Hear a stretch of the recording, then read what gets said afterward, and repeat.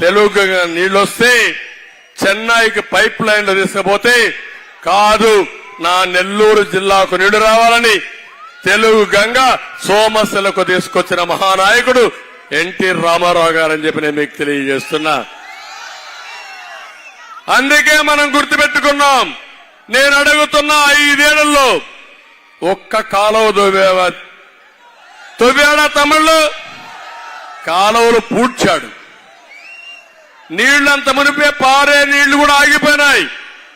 ఒక మురికి కాలువ తవ్వారా, ఒక రోడ్డుకు ఒక తట్ట మట్టేశాడా, ఒక కాలేజీకి ఒక బిల్డింగ్ కట్టాడా, హాస్పిటల్లో మందులున్నాయా? ఏమైంది? ఎన్ని మామూలుగా నేను ఒకటే చెప్తున్నా, మీరు గుర్తుపెట్టుకోవాలి. బటన్ నొక్కడం అందరూ నొక్కుతారు. బటన్ నొక్కడానికి ముఖ్యమంత్రి కావాలమ్మా? మీ ఇంట్లో బామ్మ నొక్కుతోంది, నొక్కలేదా? మీ ఇంట్లో మీ బామ్మ నొక్కలేదా? చూపించి బటన్ నొక్కమంటే నొక్కేస్తుంది. దానికి ఒక ముఖ్యమంత్రి కావాలా మనకు? మనకంటే బెటర్ గా మన పిల్లలు ఫస్ట్ క్లాస్ కూడా పోవడంలా, ఎల్కేజీ కూడా పోవడంలా, పుట్టుకతోనే సెల్ ఫోన్ తో ఆడుకుంటున్నారు మన పిల్లలు. ఇప్పుడు అవునా కాదా? అలాంటి పిల్లలకి ఇక్కడ బటన్ నొక్కరంటే శుభ్రంగా నొక్కేస్తారు. అది పెద్ద ఆయనకు పనంట. ముఖ్యమంత్రికి నేను 120 సార్లు బటన్ నొక్కాను. ఎక్కడ ఏసీ రూమ్ లో కూర్చొని బటన్ నొక్కితే అది పెద్ద కష్టపడిపోయాడు ఆయన. ఇలాంటి ముఖ్యమంత్రుడు అదృష్టం మా తమ్ముళ్ళని అడుగుతున్నా. ఇంకొక విషయం మీరు గుర్తుపెట్టుకోండి.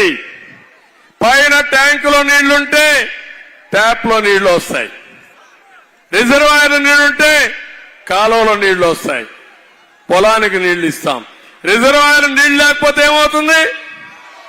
ట్యాంకులో నీళ్లు లేకపోతే ఏమవుతుంది? ఈరోజు ట్రెజరీలో డబ్బులు లేకపోతే నువ్వు బటన్ నొక్కితే ఏమవుతుంది తమ్ముళ్ళు అని అడుగుతున్నా. అందుకే ఇతను చేసిన పని మీరు గుర్తుపెట్టుకోవాలి. అప్పులు తెచ్చాడు.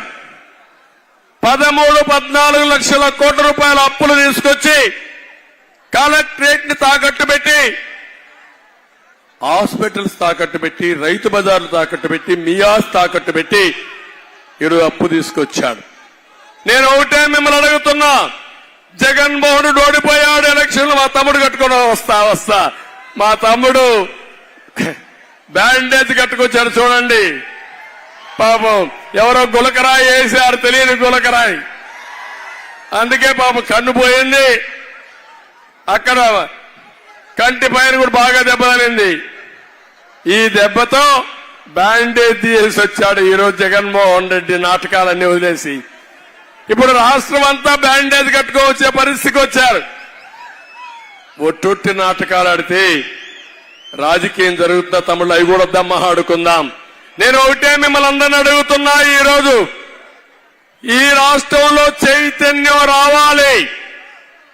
14 లక్షల కోట్ల రూపాయలు అప్పు తీసుకొచ్చి చేతులెత్తేసిన దుర్మార్గుడు ఈ సైకో జగన్మోహన్ రెడ్డి అని చెప్పి నేను మీ అందరికీ తెలియజేస్తున్నా.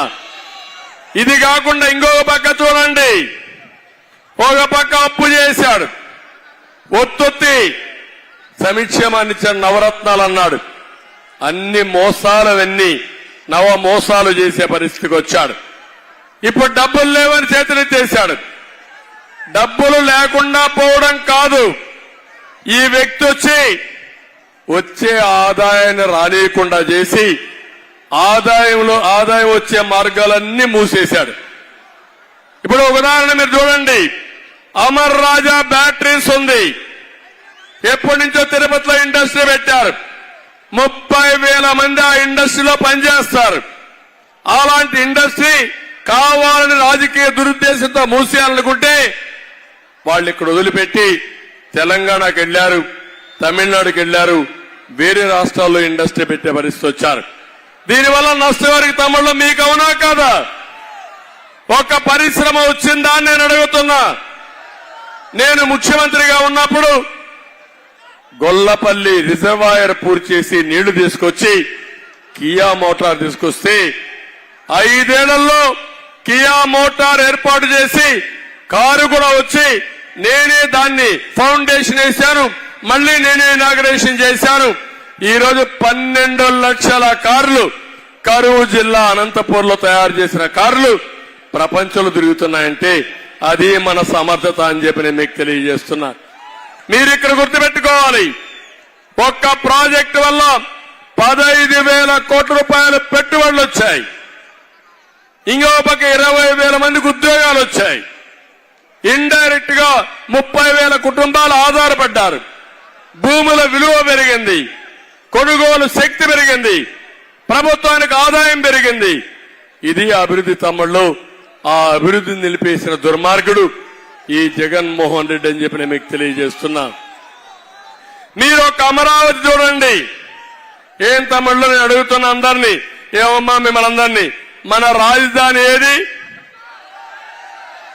రాజధాని ఉందా మనకు? 10 ఏళ్ళు అయింది విభజన జరిగి, అవునా కాదా? హైదరాబాద్ తెలంగాణ రాజధాని అంటే హైదరాబాద్ అని చెప్తారా లేదని అడుగుతున్నా.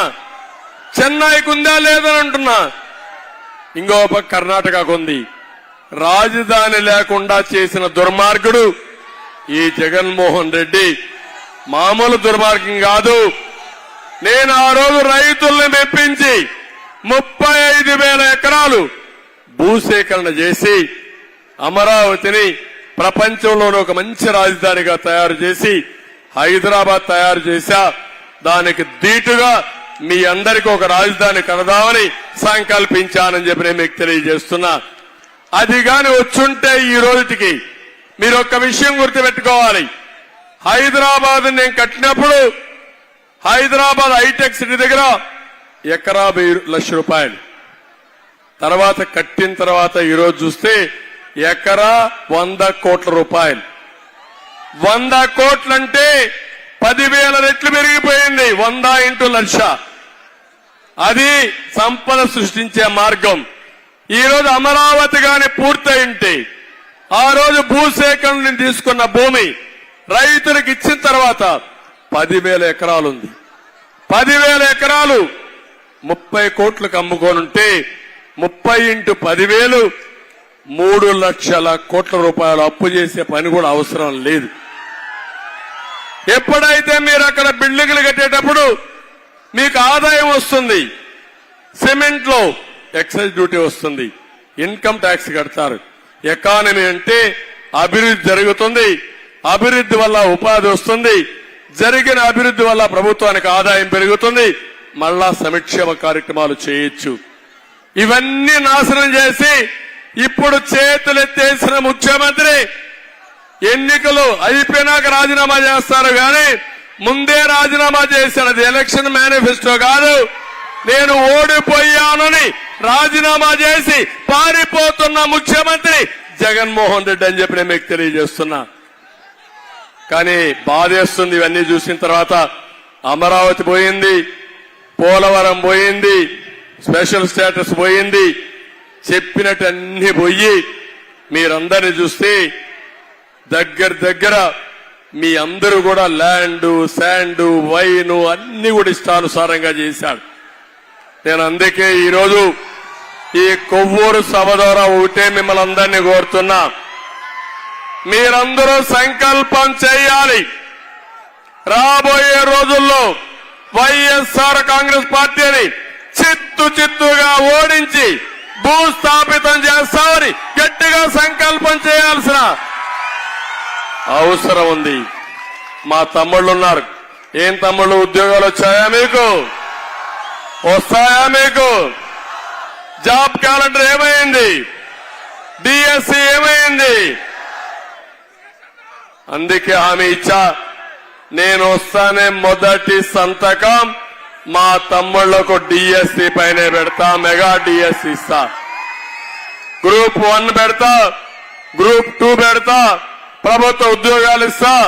ఇవి కాకుండా 20 లక్షల ఉద్యోగాలు 5 ఏళ్లలో, సంవత్సరానికి 4 లక్షల ఉద్యోగాలు ఇచ్చే బాధ్యత మాదిరి మీ అందరికీ హామీ ఇస్తున్నా. అవి వస్తే అవసరమైతే ఇప్పుడంతా మన జనాభా లెక్కలు తీస్తాం, కుల గణన తీస్తాం. అంటే కులాల వారిగా జనాభా తీస్తాం, మేలు ఫిమేల్ తీస్తాం. నేను రేపు రాబోయేదిలో స్కిల్ గణన కూడా చేయాలనుకోండి. Skill census. ఈ యువత ఉన్నారు, వీళ్ళు ఏం కావాలనుకుంటున్నారు, వాళ్ళకి ఎలాంటి స్కిల్ ఉంది, అవసరమైతే మీ ఆశయాలను నెరవేర్చడానికి ఎలాంటి స్కిల్ కావాలని ఇచ్చి మీ ఇంట్లో కూర్చొని నువ్వు పనిచేసే విధానానికి వర్క్ ఫ్రం హోం శ్రీకారం చుడతాను. ఇప్పుడు ఇక్కడ బుచ్చిరెడ్డిపాలెం ఉంది, నెల్లూరుకి 15 కిలోమీటర్లు. ఇక్కడే అవసరమైతే ఒక హైటెక్స్ టవర్ కట్టి ఇక్కడి నుంచి ప్రపంచంలో ఉండే కంపెనీలకి మీరు పనిచేసే విధానానికి మేము శ్రీకారం చుడతాం. అదే మరిగా అక్కడ స్కిల్ డెవలప్మెంట్ సెంటర్ పెడతా. మీరు ఏది కావాలని నేర్చుకుంటారు. నేర్చుకొని హైదరాబాద్ లో నేను హైటెక్ సిటీ పెట్టినప్పుడు ఐటీ అంటే ఎవరికి తెలియదు. నేను ఐటీ అంటే ప్రతి ఒక్కరు నన్ను ఎగతాళి చేశారు. తర్వాత నేను చెప్పిన తర్వాత అది అభివృద్ధి అయిన తర్వాత ఒక్కొక్కరు కోట్ల రూపాయలు సంపాదించగలుగుతున్నారంటే ఒక్క మాటలో చెప్పాలంటే నేను హైదరాబాద్ డెవలప్ చేస్తే ఎక్కువ లాభపడని నెల్లూరు వాళ్ళే లాభపడ్డారు. ఇక్కడుండే పారిశ్రామికవేత్తలు ఇక్కడ అవకాశాలు లేవు కాబట్టి అంత మునుపు చెన్నైలో ఉన్నారు, తర్వాత హైదరాబాద్కు వచ్చారు, బ్రహ్మాండంగా సంపాదించుకున్నారంటే అవకాశాలుంటే ఆకాశమే హద్దుగా మన వాళ్ళు ఎదిగే అవకాశం వస్తుంది. తప్పకుండా అది చేస్తానని చెప్పి మీ అందరికీ హామీ ఇస్తున్నా.